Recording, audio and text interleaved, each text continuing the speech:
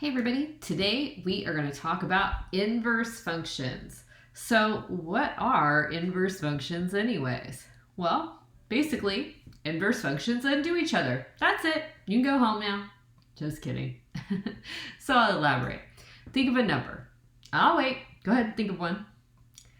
Now add 3 to it. Now subtract 3 from it. What do you get? The number you started with. See, we're doing magic in here, okay? So that's basically inverse functions. So if I've got f of x, my original function, and I add 3 to it, g of x is that same original function minus 3. So add the 3, take the 3 off. Check it out. If I started with 5 and I added 3, I would get 8. Then I could do the inverse operation. I would subtract 3 and I'd get 5. Inverses. I know you're thinking, can't be that easy. Well, let's do another one. Think of a number. Let's make it a positive number. Now square it. Now take the square root of that. What do you get? The number you started with, of course. That's because when we take the square root of a square, we're doing the inverse operation. So again, let's say we started with 4. If I squared it, I would get 16. Then I would take the square root, the principal square root, and I would get 4. So these are the inverse functions. F of x equals x squared, and g of x is equal to the square root of x.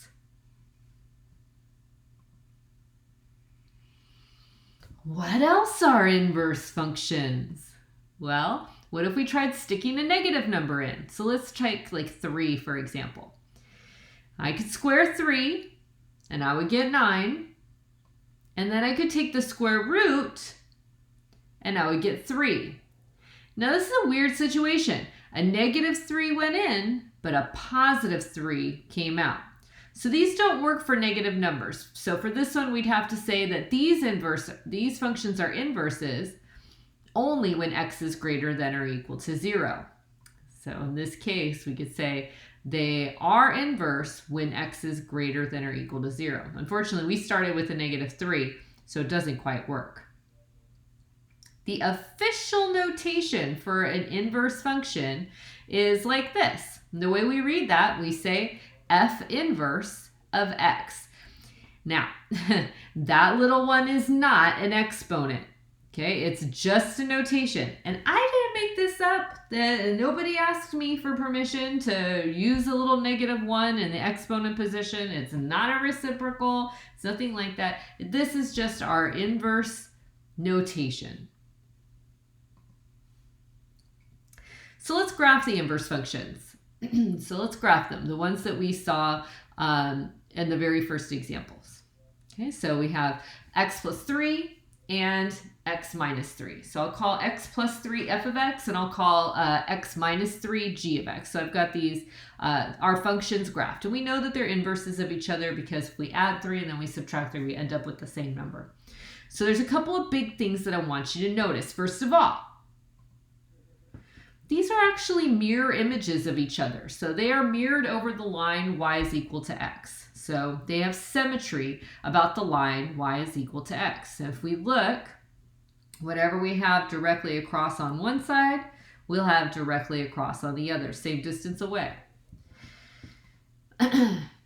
Notice that every single point on f of x has been reversed on g of x. So where we had the point negative 3, 0, we actually can reverse that x and the y value, and the point 0, negative 3 is on the inverse function, and so on. So on this purple line, this is the point where x is equal to 3 and y is 0. If I switch them, then I'll get that y is equal to 0, x is equal to 0 and y is equal to 3. That actually happens to be this point right here. So if we switch the x and the y values of the points, we'll get the inverse graph.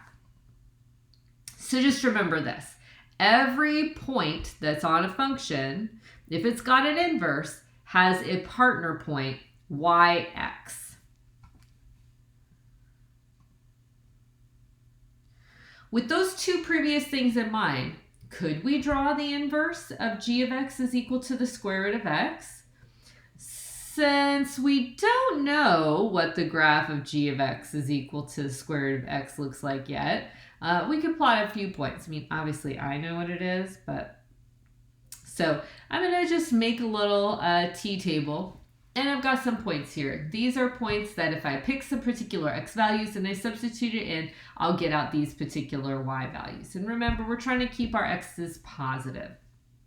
So I'm going to go ahead and graph these points. Okay. So when I graph it, here's my graph of g of x is equal to the square root of x. So remember the two things that we were talking about on that last page? First of all, the inverse function is going to have symmetry across the line y is equal to x. And then also every x comma y, every point that's on this graph, its inverse is going to have the point just flipped, right? So now we could go ahead and graph the inverse.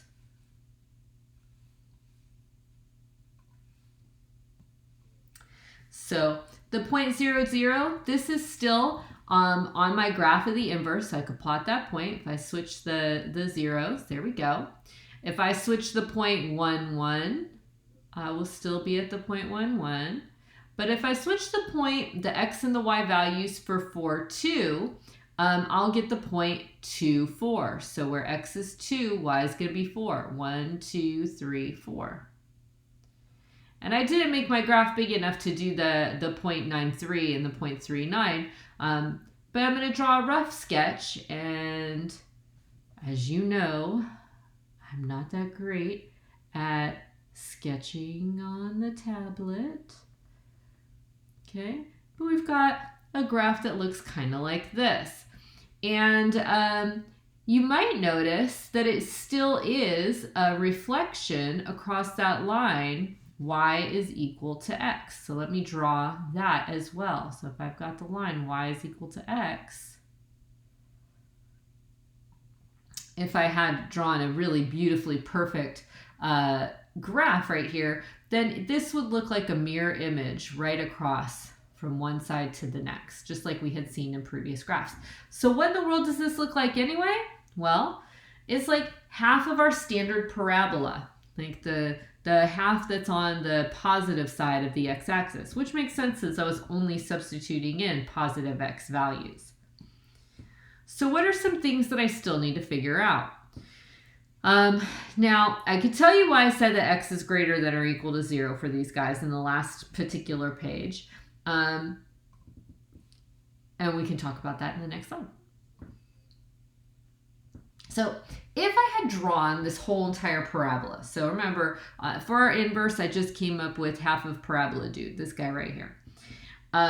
If I actually drew the whole entire parabola and I flipped him over the line, y is equal to x, using the every x, y can be switched to yx thing,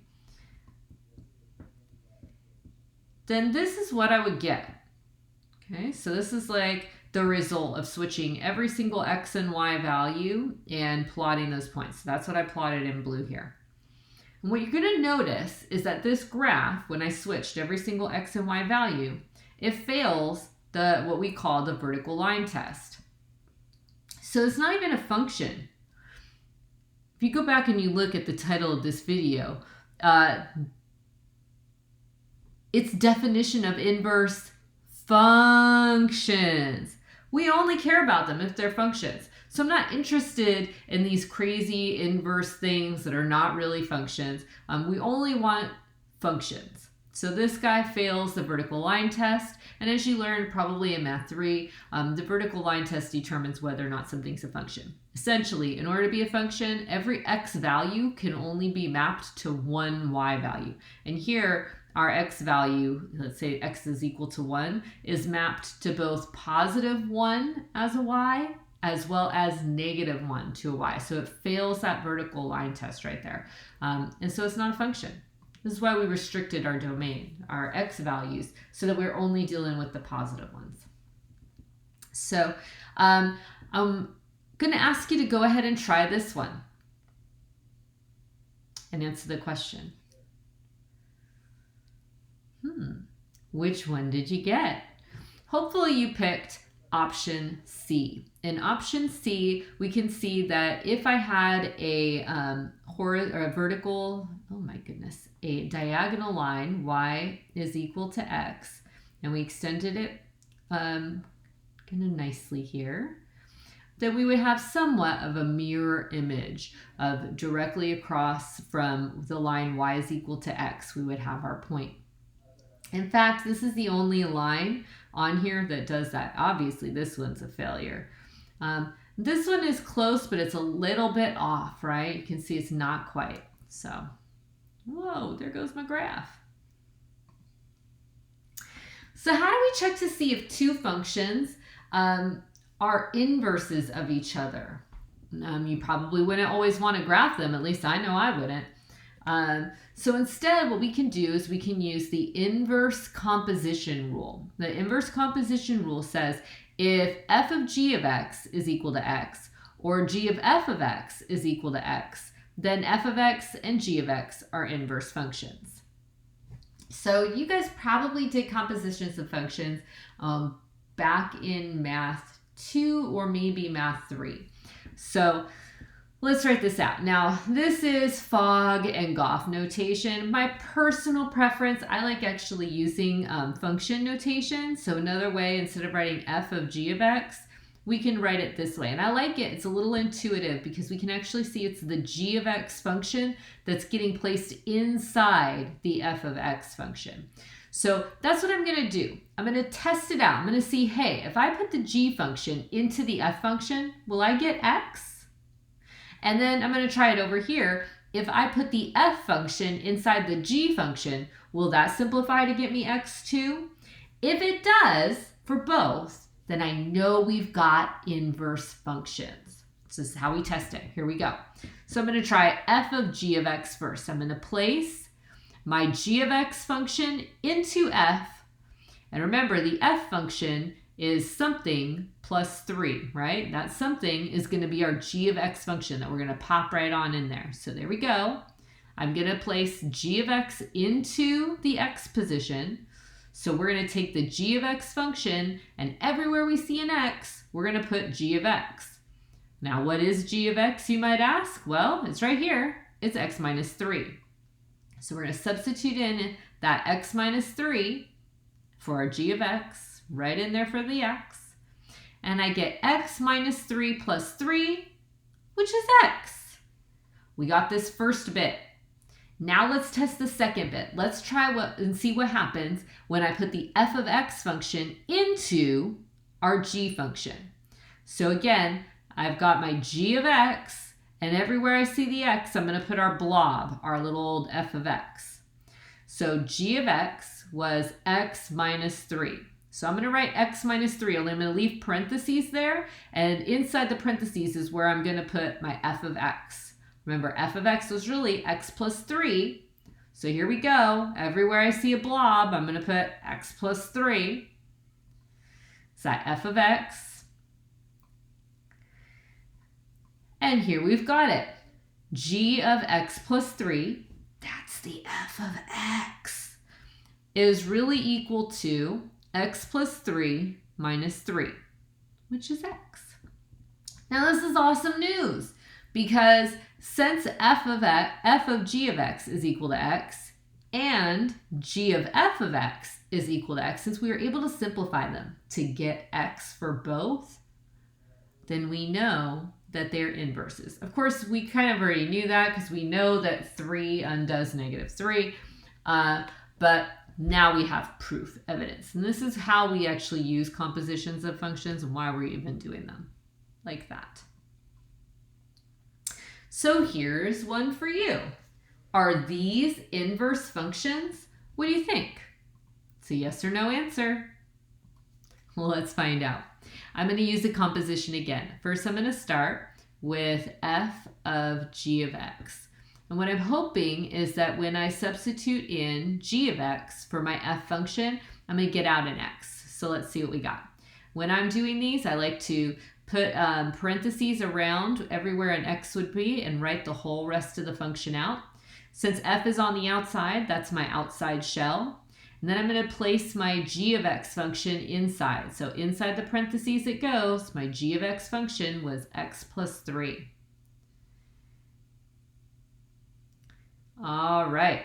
Well, as you can see here, my x plus 3 is underneath the radical, and that radical is being squared. Those are inverse operations of each other. So a square and a square root undo each other, and what I'm left with is just x plus 3 inside those parentheses minus 3, which gives me x. Oh, I'm feeling pretty good about this. So now let's try g of f of x. This time I'm going to place my f of x function inside my g of x function. So I like to write the whole shell of my g of x function, and where I have the x, I'll put parentheses and leave everything else the same. Now f of x is what's going inside the parentheses, so that's x squared minus 3. I'm going to go ahead and place those in there. And now I'm going to simplify. Well, there's nothing really happening on the outside of these parentheses besides the plus 3. So I've got the square root of x squared minus 3 plus 3. And of course, negative 3 and positive 3 makes 0. So I'm left with the square root of x squared. And as you know, when a square root and a square get together, they undo each other, and we're left with x. So hopefully you guys said, yes, these are inverses because we have f of g of x equals g of f of x, and they both equal x. All right, so let's try another one. How about these ones? Are these inverse functions? Go ahead and take a pause and let's check it out.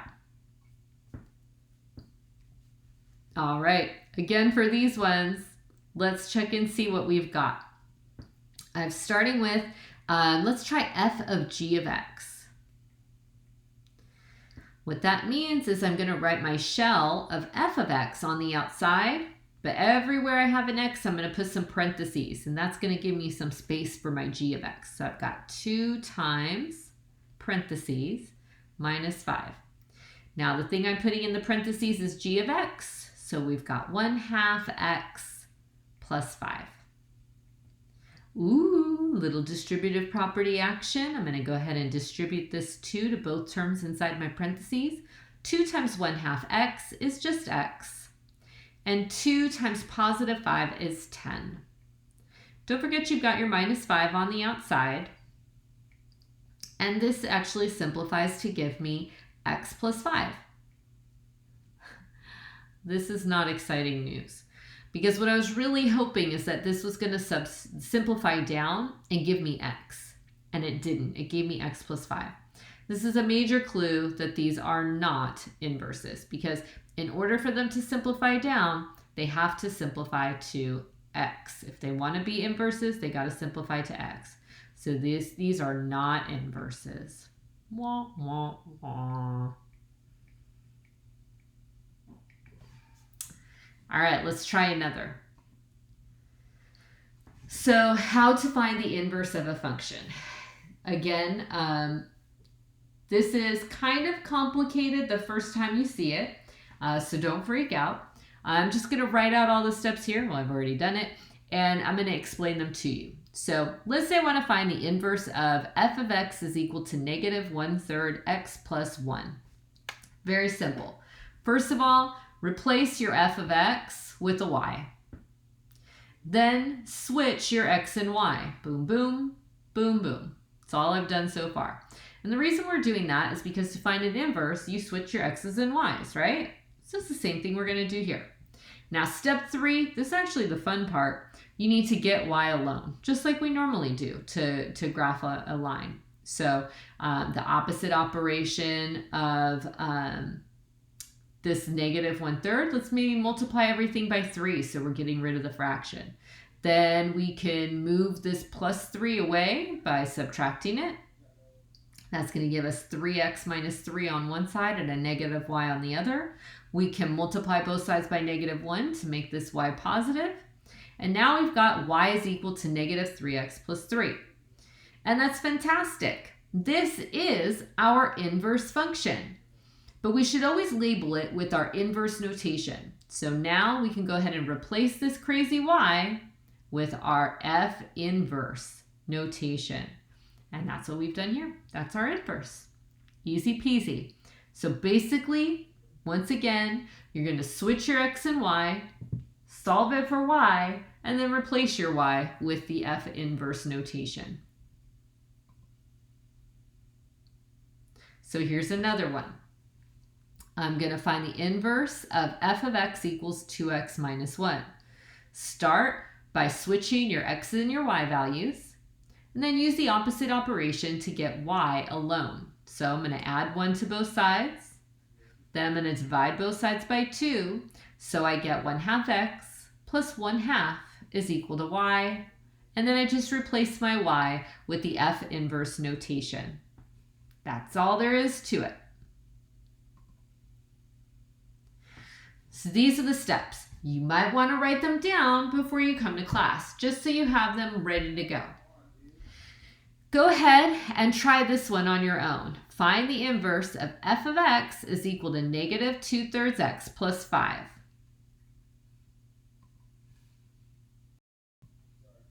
Did you try it? Okay, so let me show you what it is. If we want to find the inverse, I'm going to start by putting in a y value for my f of x.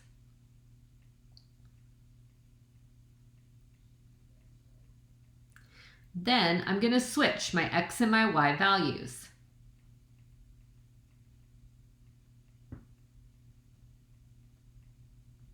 Now I'm going to use the opposite operations to get my y alone. So I'm going to start by subtracting 5. And I'll get x minus 5 is equal to negative 2/3 y. And if you've got a fraction like this, one way that you can get rid of it is just by multiplying by the reciprocal. So I'm going to multiply by the reciprocal, and that's going to be negative 2/3. I'm sorry, 3/2. Good gracious. On both sides, the golden rule of algebra, right? Whatever you do to one side, you've got to do to the other.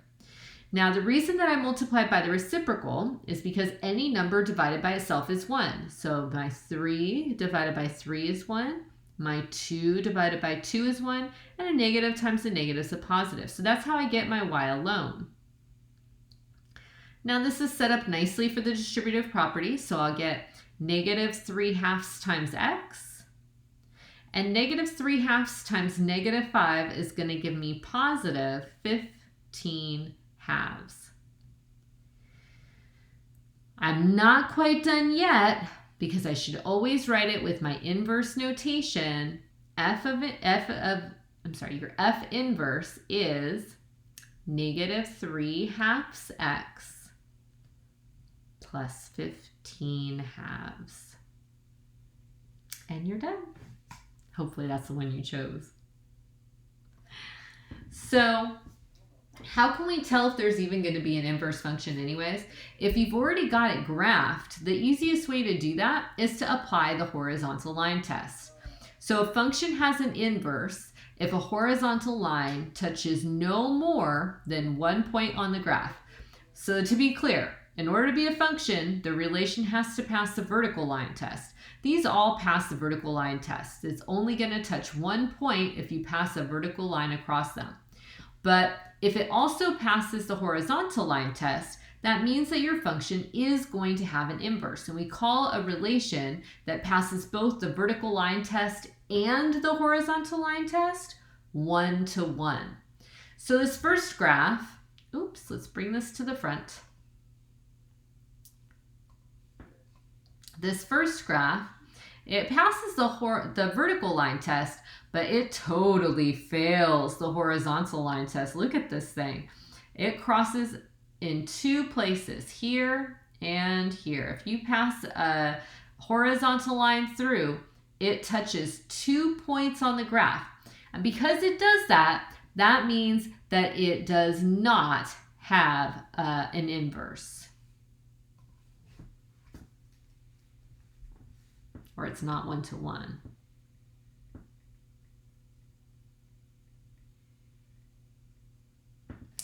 Now let's try this next graph.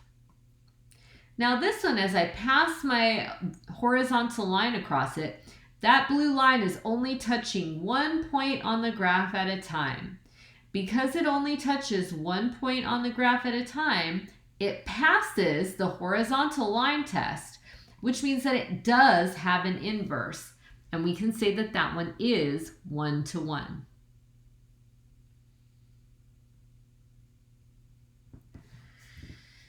Now, this one on part C is a little tricky. As we follow our graph, we can see it's touching 1 point, touching 1 point, touching 1 point, touching 1 point, touching 1 point, and then it gets tricky right about here. Now, what's happening at this graph right here as we're approaching 0, okay, is that as we're getting closer and closer to a y value of 0, this graph is actually getting closer and closer to 0 without ever touching it. It's an asymptote.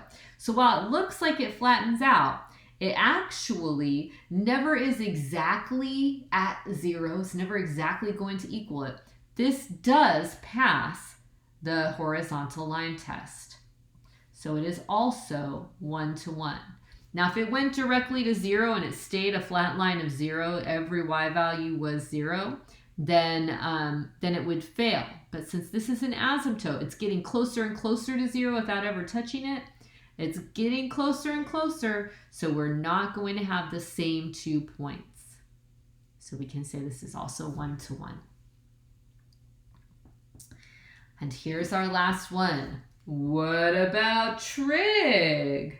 Okay, when I take a big horizontal line and I take it right across one of my favorite trig graphs, the sine graph, you can see that it totally fails. Look, my horizontal line is crossing here and here and here and here. And actually, since the graph of sine extends off to infinity in both directions, there's an infinite number of places where my horizontal line is going to intersect the graph of sine.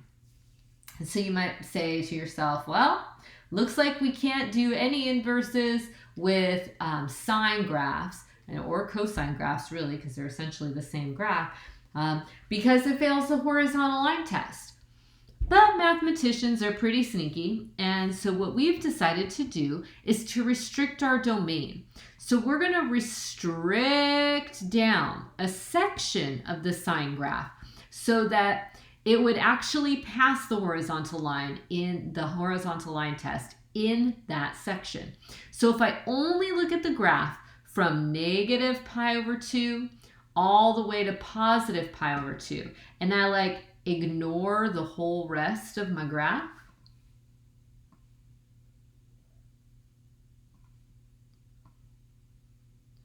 why then this graph will pass the horizontal line test. Well, that little point just didn't want to disappear, did it? And now we can see, whoa, that if we're restricted down, a horizontal line will only touch 1 point at a time. And so similarly, we can do this with the cosine and tangent functions, and we'll talk more about that in class. But I just wanted to give you a quick demonstration of what an inverse function is, how we can find an inverse, how we can test to see if functions are actually inverses of each other, and what we have to do when a graph isn't quite going to pass the horizontal line test, but so that we can still use the opposite operation of that number. I hope you've enjoyed the video, and we'll see you next time. Bye-bye.